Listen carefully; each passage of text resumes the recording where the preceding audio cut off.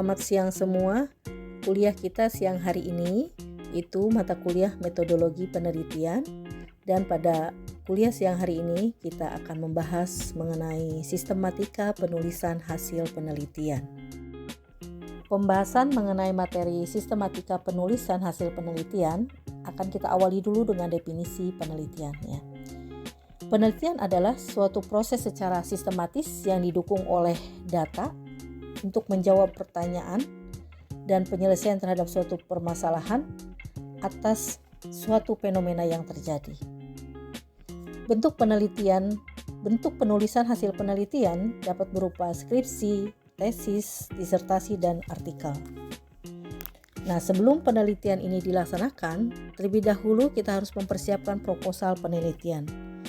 Di mana proposal penelitian ini merupakan desain atau rancangan penelitian yang akan dibuat secara logis dan sistematis mengenai penelitian ilmiah yang akan kita lakukan. Sistematika penulisan hasil penelitian biasanya terdiri dari 5 bab, yaitu bab 1 pendahuluan, bab 2 landasan teori, bab 3 metode penelitian, bab 4 analisa data dan pembahasan, bab 5 penutup, yaitu berisi kesimpulan dan saran.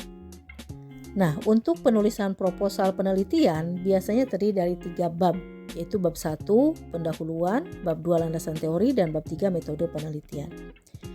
Sedangkan untuk penulisan hasil penelitian menjadi sebuah skripsi, tesis, disertasi maupun artikel biasanya terdiri dari 5 bab yang tadi. Pendahuluan, landasan teori, metode penelitian, analisa data dan pembahasan, penutup yaitu berisi kesimpulan dan saran.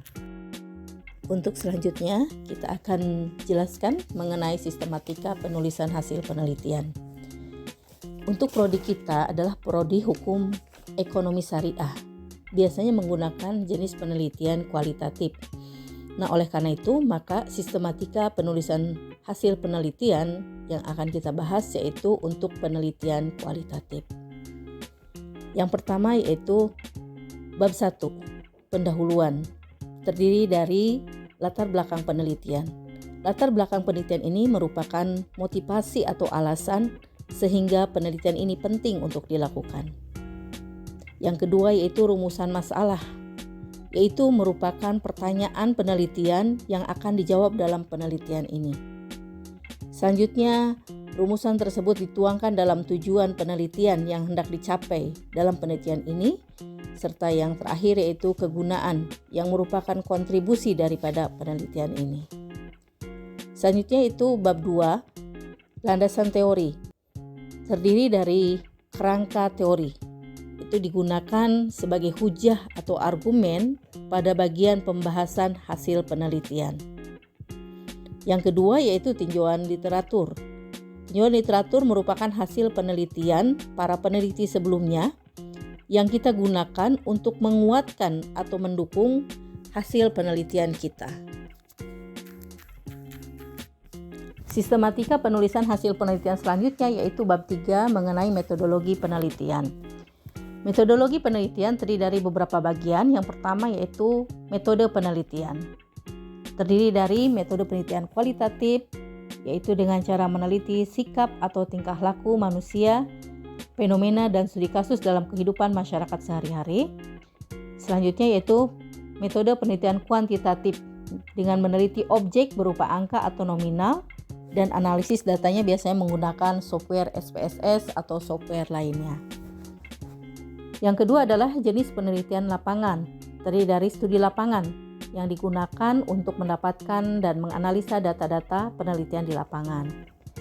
Yang kedua adalah studi pustaka, yaitu dilakukan dengan cara meneliti sumber rujukan tertulis, baik berupa buku, artikel, naskah, dan lain sebagainya.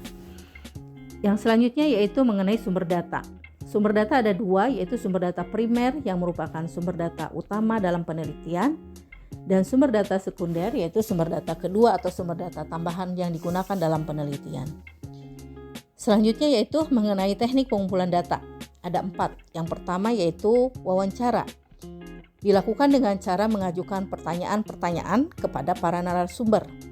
Yang kedua adalah angket atau kuesioner, yaitu dengan cara menyebarkannya kepada para responden. Yang ketiga adalah observasi, yaitu dengan mengamati objek penelitian secara langsung. Yang keempat yaitu adalah dokumentasi berupa foto-foto, naskah, maupun sumber-sumber data lainnya yang digunakan. Yang terakhir yaitu mengenai teknik analisa data. Teknik analisa data dilakukan dengan cara menyajikan data dalam susunan yang sistematis, kemudian mengolah dan menganalisis data yang kita peroleh dalam penelitian. Baik, kita lanjut selanjutnya ke bab 4 yaitu mengenai analisa data. Analisa data merupakan analisa yang dipergunakan untuk menganalisa data yang sudah dikumpulkan. Kemudian analisa data ini akan diteliti lebih lanjut dan dibahas serta disimpulkan. Jadi analisa data ini terdiri dari 3 bagian. Yang pertama adalah mengenai deskripsi objek penelitian. Jadi kita kenalkan terlebih dahulu mengenai objek penelitian yang kita teliti. Yang bagian kedua yaitu mengenai temuan penelitian. Nah, temuan penelitian ini kita paparkan pada bagian bab 4 analisa data ini. Untuk selanjutnya, temuan penelitian ini akan dibahas pada bagian selanjutnya, yaitu pada bagian pembahasan hasil penelitian. Pembahasan hasil penelitian merupakan pembahasan atas temuan penelitian yang diperoleh. Kemudian dibuat pembahasan dengan mempergunakan landasan teori, yaitu mempergunakan hujah daripada kerangka teori dan tinjauan literatur, yaitu dengan menggunakan penelitian yang sebelumnya sudah dilakukan.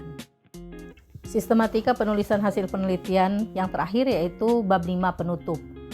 Terdiri dari kesimpulan. Kesimpulan ini berisi mengenai 1. Permasalahan penelitian yang akan diteliti dan akan dijawab dalam penelitian.